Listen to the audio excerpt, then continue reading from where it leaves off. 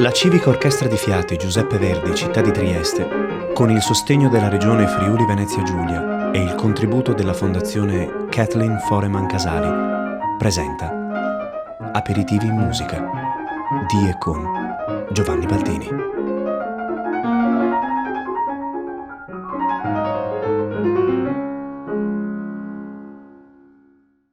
Nonostante Canova sia ricordato come un artista dallo stile apollineo, sobrio, un artista in grado di scolpire dei drappi morbidissimi che accompagnano le figure sinuose, per esempio le figure femminili delle divinità greche, in questo caso, nella statua di Ercole e Lica, assistiamo ad una vera e propria esplosione muscolare di vigore. Qui tutti i muscoli di Ercole sono tesi nell'intento di scaraventare Lica con più forza e con più energia possibile al suolo. La volontà è quella di ucciderlo, di annientare quel minuto corpo che è stato vittima di un accesso d'ira.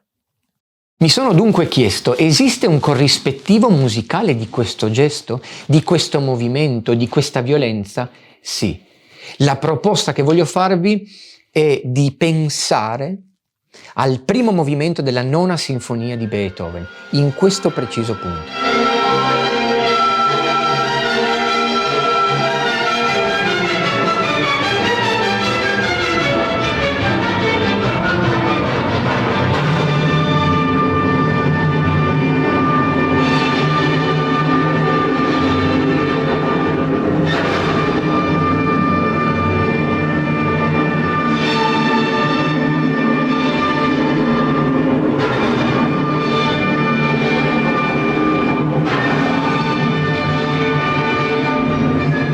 Qui Beethoven chiede all'orchestra e al timpanista di sfogare tutta l'energia in due note, come se fossero due pugni che vengono gettati al suolo e creano un vero e proprio terremoto. L'ascoltatore di fronte a questo urlo deve avere l'impressione di trasalire. Qualcosa di grande, di importantissimo sta succedendo, proprio come se un gigante o un uomo fortissimo come Ercole stesse per scaraventare un uomo a terra, creando un cratere enorme.